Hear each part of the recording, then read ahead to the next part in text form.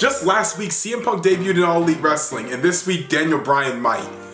What the have we been good throughout quarantine? Is like God blessing us? When Daniel Bryan first left WWE back in April, did anyone honestly think he was gonna like leave? Or he was just gonna be like, you know, I'll see y'all in 6 months? I thought he'd be back before the Rumble, but no, he's at a whole new company. The rumor said he wasn't gonna show up to AEW Grand Slam, but apparently now he's gonna be it all out. So I just wanna go ahead and talk about it now. That the American Dragon Bryan Danielson's coming back and like, he's going to AEW, fam. So I wanna go over 10 dream matches that Bryan Danielson can have in All Elite Wrestling. Before we get into it, make sure you give this video a like and subscribe down below. And turn on notifications for when I upload, because some people just don't get them. And it's kinda sad, bro. Number 10, Nick Jackson. I love the Young Bucks, I'm a Young Bucks guy, but like, let's be real. Between the two of them, Nick Jackson really that dude in the ring. If you forgot, go watch that FENIX Nick Jackson match. Boy went off. Boy went off. And yeah, I could have just put Daniel Bryan with CM Punk and make him in a big tag team match, but that's not as fun, man. I want to see some one-on-one action. They could get into that tag team stuff a little bit later down the line when you establish him with somebody, maybe even like a younger guy like a Brian Pillman Jr. or Lee Johnson. If I have to go with a buck for Bryan to face, it gotta be Nick. Number 9, MJF. Daniel Bryan is the ultimate good guy. There's no ifs, ands, or buts about it. I mean, he's the most underrated underdog of all wrestling time. WrestleMania 30 will tell you everything you need to know. 2013 WWE will tell you everything you need to know. There's not a single person in the wrestling business that does being an asshole better than Maxwell Jacob Friedman. The amount of injury jokes and retirement rumors MJF can start up with Daniel Bryan, or Bryan Danielson, sorry, I gotta get used to that. You try to bring Bryan in and join the Pinnacle, maybe put him in a suit, try to cut his hair. Kind of like how Vince McMahon tried to make Daniel Bryan look more like a corporate WWE superstar. And for Bryan to fight back against the system, or the Pinnacle, has money written all over, and you put one of those titles on the line, maybe like a TNT championship, maybe even the possible world title if Bryan can capture it and maybe pass it to MJF. It only solidifies the next generation of AEW even further, as MJF definitely is the future of that whole company. Number 8, PENTA ELZEROM. I like to call him Pentagon Jr. Honestly, I prefer that over PENTA ELZEROM.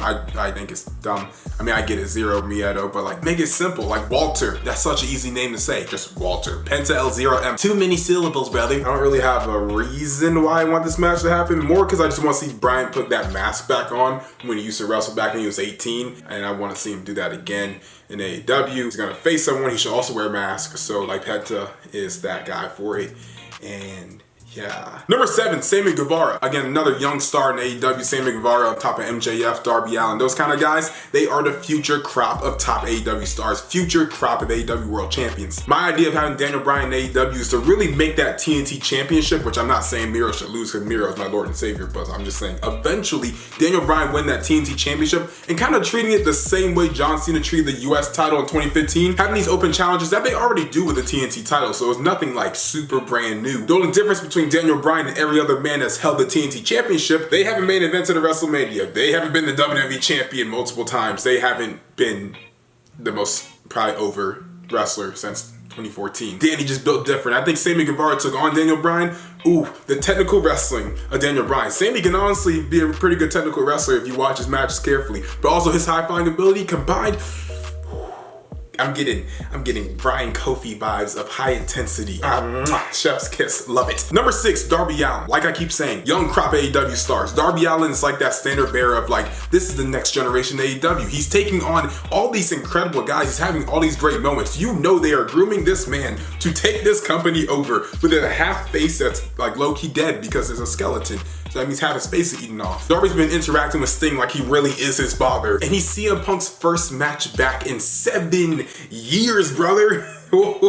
Darby Allin's definitely gonna be the next face of AEW when all this is said and done. They're gonna strap the rocket to that kid. If they already haven't already, they probably already have.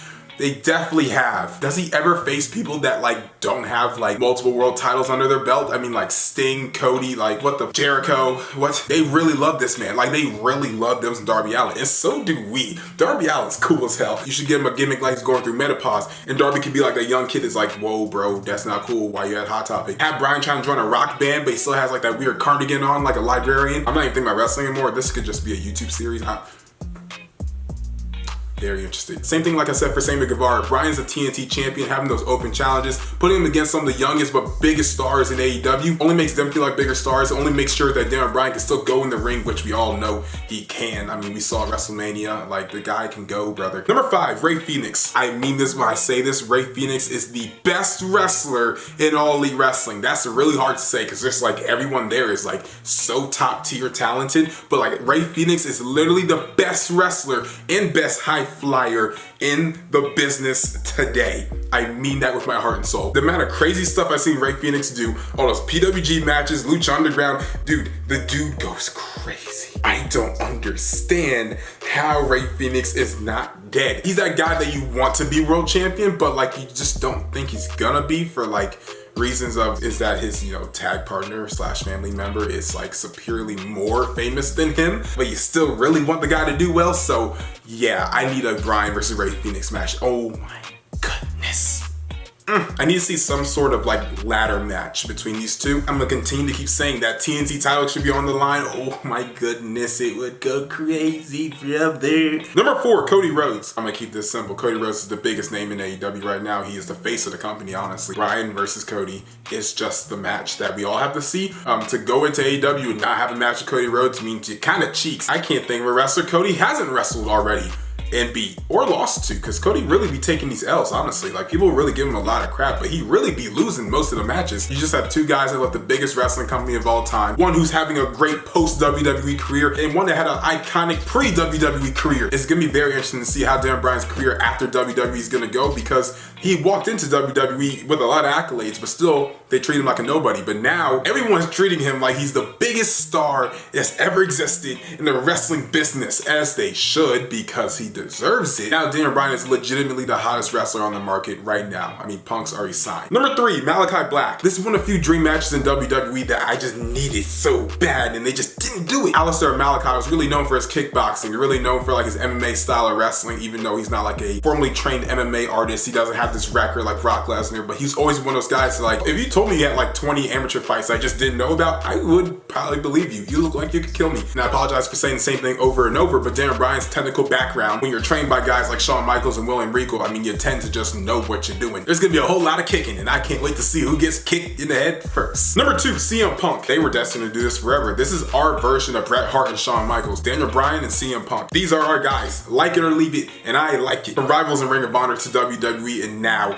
into AEW. Doesn't really need a world title, doesn't need a TNT title, doesn't need a championship, doesn't need a stipulation. It just needs the two guys. And when you have a match like that, they've done something right with their careers. And finally, number 1, Kenny Omega. I mean, come on. I mean, like, that's the first match we all think about. When anyone gets signed to AEW, this person, Kenny Omega, is the equivalent of saying this person, AJ Styles, because he's just the best wrestler. He's so good. He's just so good. Not just because of his in-ring ability, which is but also storytelling is amazing. I think it's honestly really underrated. A lot of people don't give Kenny Omega his credit for his storytelling abilities, because like his facial reactions are on point, his promos are always hilarious. He sounds like an evil anime villain. It's awesome. He's one of those guys that can really win to any match he's doing if he's a face or the heel. That's how you know you've done something right in wrestling, if you can play both on the highest scale possible. But yeah, guys, in the comments down below, what matches in AEW do you want to see out of Bryan Danielson? And let me know some of your all-out predictions, because it should be a pretty good show. Like, the card is stacked. Like, Paul White and QT,